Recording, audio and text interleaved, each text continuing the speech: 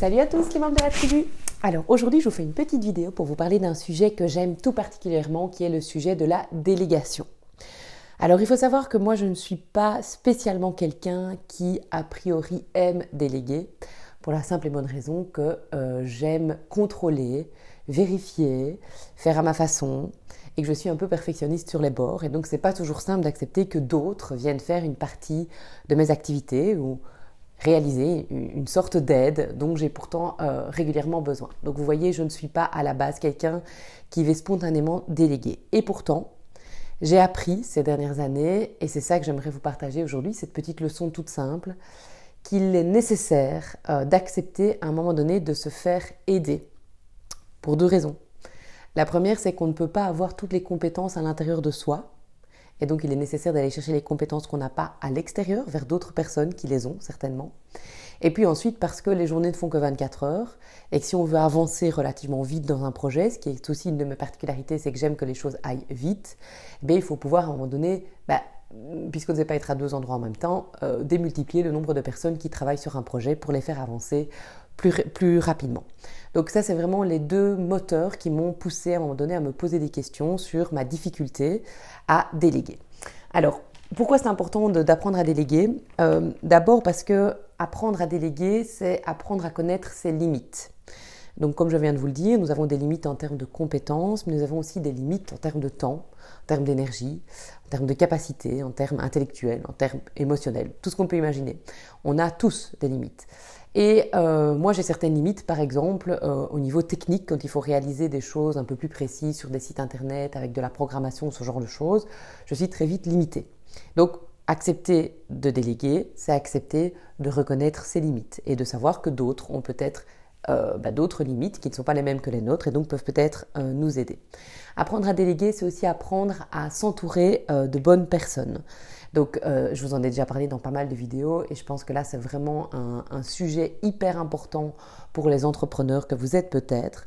C'est la capacité à trouver autour de soi des personnes de référence qui peuvent venir vous aider et accepter d'entretenir une relation avec ces personnes pour s'entourer de plus en plus largement de toutes ces belles personnes qui peuvent venir vous inspirer, vous aider, vous accompagner, vous former éventuellement. Alors la troisième raison pour laquelle c'est important de déléguer, c'est qu'on est humain et qu'il faut apprendre à demander de l'aide. Alors ça, c'est vraiment un problème qu'on a dans notre société, c'est culturel.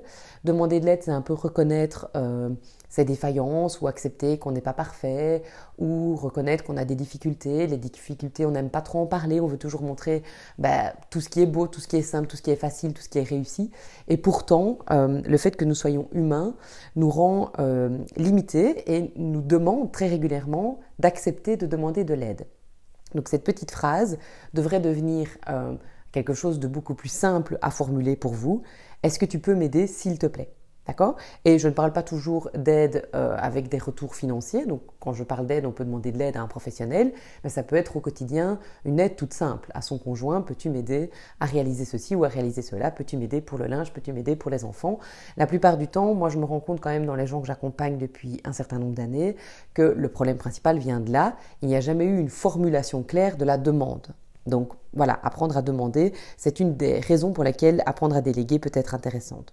Alors ensuite, quand on apprend à déléguer dans un cadre professionnel, on apprend aussi à fournir du travail à d'autres indépendants qui nous entourent.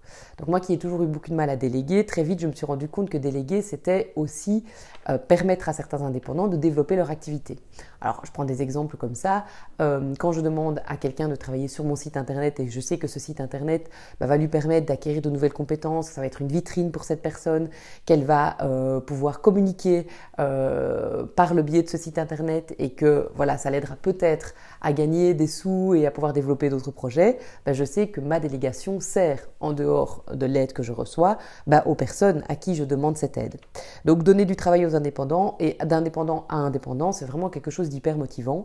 Nous aussi, on est toujours content quand on nous demande de l'aide et qu'on sait qu'on peut mettre nos propres compétences au service de quelqu'un d'autre. Et si en plus ça nous permet de gagner notre vie, puisqu'un indépendant doit gagner sa vie, tout le monde y gagne. Alors, ça permet de faire circuler l'argent. Alors, vous savez aussi que ça, c'est un concept super important.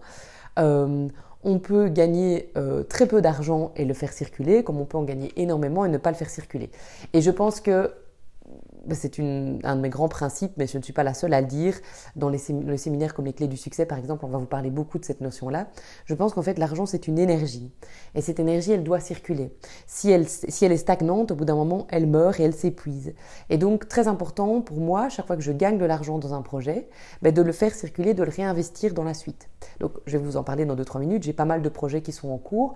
Et donc, je vais devoir de nouveau investir une somme d'argent assez importante dans les services que j'ai demandé à toutes ces bonnes personnes qui m'entourent et qui ont des compétences que je n'ai pas. Mais je sais que l'argent que je vais dépenser et que je vais leur donner me reviendra x2, x3, x10 parfois dans le futur parce que j'aurai accepté de faire circuler cette énergie et que j'aurai actionné cette énergie qui peut être très positive quand on décide de le voir comme une énergie positive. Et puis, apprendre à déléguer et apprendre à demander de l'aide autour de soi, c'est aussi accepter de progresser, de s'accroître, de s'améliorer.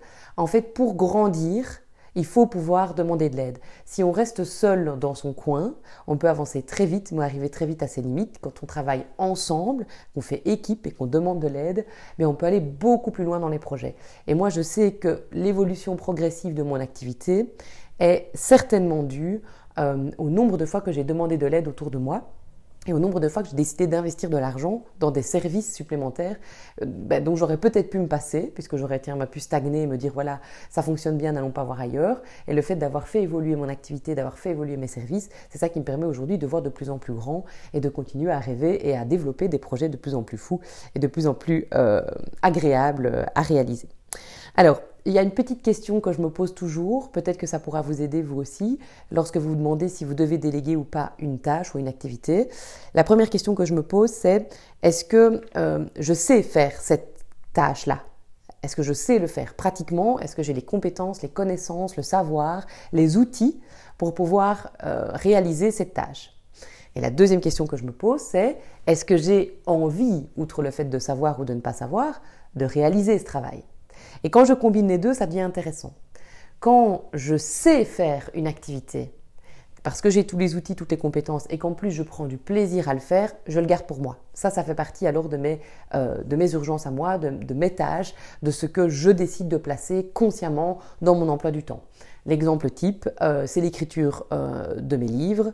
Je pourrais éventuellement, ça me semblerait étrange, mais pourquoi pas, déléguer une partie du travail d'écriture dans ce livre, parce que ma méthode existe déjà. J'ai déjà fait appel à des gens pour m'aider à synthétiser cette méthode, mais j'avais vraiment envie de réécrire mot pour mot l'ensemble de ce premier tome, de ce premier livre. Je savais que j'avais les compétences écrites, le savoir et les outils, il ne me fallait pas grand-chose, mon ordinateur et puis une pièce calme pendant 1 heure, pendant 1 mois. Et donc, j'ai décidé de garder ça dans mon emploi du temps. Par contre, lorsque je sais faire quelque chose mais que je n'aime pas le faire, je vais prendre l'exemple, la mise en page de mon livre, je suis capable, j'ai des outils, pas très compliqué de trouver des plateformes aujourd'hui qui permettent de faire de la mise en page pour pas trop cher et de réaliser cette mise en page avec les outils qui sont à ma disposition. Je sais que j'ai les compétences techniques et les outils pour le faire, mais je n'ai pas envie de le faire. C'est un travail qui me demande beaucoup d'énergie, qui me demande beaucoup de temps, beaucoup de réflexion. Je chipote énormément quand je fais de la mise en page parce que je suis très perfectionniste. Et donc là, quand je sais le faire mais que je n'ai pas envie, je délègue purement et simplement. Et donc là, j'ai demandé à la maison d'édition Racine de faire appel à un graphiste, elle s'appelle Nathalie Joly, et c'est elle qui a mis en page l'ensemble de mon travail. Donc évidemment, elle a été payée pour son travail, mais ça m'aurait pris beaucoup plus de temps et beaucoup plus d'énergie de le faire moi-même, donc j'estime qu'à un moment donné, c'est intelligent de déléguer. Et quand je ne sais pas faire une tâche, parce que je n'ai pas les compétences et les connaissances, mais que j'aime faire ce genre de tâche, dans ce cas-là, je me tourne vers la formation. Donc, je prends le dernier exemple en date. J'adore les réseaux sociaux, j'adore apprendre comment fonctionnent les plateformes, j'adore communiquer, j'adore rédiger, j'adore les images qu'on peut utiliser aussi et tout ce travail de communication qu'il y a derrière les réseaux sociaux. Je pourrais être community manager de ma propre activité. J'ai décidé de garder cette tâche dans mon propre emploi du temps, mais pourtant, je n'ai pas toujours les outils et les compétences pour utiliser par exemple Instagram, qui est une nouvelle plateforme que j'utilise depuis peu de temps. Dans ce cas-là, qu'est-ce que je fais ? Je ne vais pas déléguer, je ne vais pas demander à quelqu'un de s'en charger complètement, mais je vais faire appel à des professionnels et leur demander de m'accompagner ou de me former. C'est comme ça que j'ai été à l'UCM Academy pour suivre une après-midi de formation sur Instagram et c'est comme ça que j'ai contacté Produweb par exemple Academy qui va m'aider en me conseillant et en m'accompagnant sur la mise en place d'une communication plus intelligente, plus ciblée sur les réseaux sociaux, entre autres Instagram. Donc vous voyez, quand on est face à ce genre de questions, quand on se demande si on sait faire les choses et si on aime faire les choses, on a plusieurs possibilités qui s'offrent à nous et on peut dans ce cas-là arrêter de bloquer parce que je sais que c'est ça qui empêche les gens d'avancer dans leur projet, c'est la difficulté d'accepter leurs limites, c'est la difficulté d'apprendre à demander, c'est la difficulté de déléguer, c'est la difficulté d'aller chercher de l'aide à l'extérieur, c'est la difficulté aussi d'accepter de faire sortir de l'argent de son activité pour se faire aider. Et pourtant, je suis convaincue que c'est une des clés vraiment principales du développement d'un projet, qu'il soit d'ordre privé ou d'ordre professionnel. Donc voilà, j'espère que ce petit truc, ces petites informations, ce petit partage d'expérience sur la délégation vous aidera. Moi concrètement, cette semaine, j'ai décidé de déléguer à une dame qui s'appelle Paul-André Innerfrog qui va me réaliser de la facilitation visuelle pour aider en fait à la compréhension de mes services. Donc ça, c'est quelque chose que je ne sais pas faire, je ne sais pas simplifier, j'ai tendance à complexifier, donc je fais appel à quelqu'un et je paye cette personne pour m'aider. J'ai fait appel à la société Labomatic, donc Laurence et Christophe, pour réaliser une plateforme de vente en ligne de manière plus claire aussi pour ma boutique en ligne, pour mes formations. Je me rends compte que beaucoup de gens ont du mal. J'ai envie de mettre un système de paiement en ligne, j'ai envie de mettre un système où on peut cocher ou décocher les services qu'on a envie de prendre, donc quelque chose de plus simple, de nouveau pour les clients. Je fais appel à quelqu'un qui est spécialisé dans l'optimisation de ce genre d'outils. J'ai fait appel à Samuel de Shake-It qui fait du montage vidéo. Ça, c'est purement le genre de choses que je n'aime pas faire et que je n'ai pas envie de faire. Je peux le faire, mais je n'aime pas. Donc, je lui ai demandé de travailler sur mes dernières vidéos de formation au métier pour pouvoir avoir quelque chose de très professionnel et de beaucoup plus agréable à suivre. J'ai demandé à Thibaut, mon Thibaut à moi, de m'aider dans l'administration et la comptabilité de mon activité. De plus en plus, j'ai envie de déléguer cette partie qui me pompe l'air. Je déteste calculer, je déteste faire du suivi de facture, du suivi comptable, je déteste faire de relance, je déteste faire le suivi administratif de l'activité. Donc là, vraiment, petit à petit, je délègue vers Thibaut qui lui aime beaucoup ça. Je délègue aussi de l'aide à la communication vers des activités comme Produweb ou UCM Academy, donc toutes ces structures qui peuvent me donner des formations. Je vais déléguer aussi le travail sur mes conférences. J'aimerais lancer mes funférences, mais le terme funférence a été déposé par Claude François de confianceensoi.be. C'est quelqu'un qui peut vraiment m'aider à réécrire mes conférences de manière beaucoup plus fun. Je lui fais entièrement confiance pour m'aider dans ce travail-là, donc je vais déléguer aussi cette aide-là. Et puis lorsqu'on a des projets immobiliers, lorsqu'on a des projets plus compliqués où il faut aller voir des notaires, des avocats, des banquiers, des comptables, lorsqu'il faut commencer à chiffrer, à calculer, à mesurer, là aussi je délègue complètement à Thibaut parce que c'est sa fibre à lui, c'est ses capacités. Moi je suis là pour accompagner le projet, mais je ne suis pas là pour faire ce travail plus technique et plus pratique. Vous voyez, la délégation on en fait tous les jours. Moi j'ai vraiment compris que ça pouvait m'aider à avancer plus loin, plus vite et de manière plus efficace. Donc j'espère que vous aussi vous apprendrez à vous poser cette question. Est-ce que j'aime faire les choses? Est-ce que j'ai envie de le faire? Et en fonction, apprenez à demander de l'aide autour de vous. Voilà, je vous laisse, c'était mon petit conseil du jour. Je vous embrasse tous très fort. Je vous dis à très vite pour d'autres vidéos. Salut, salut!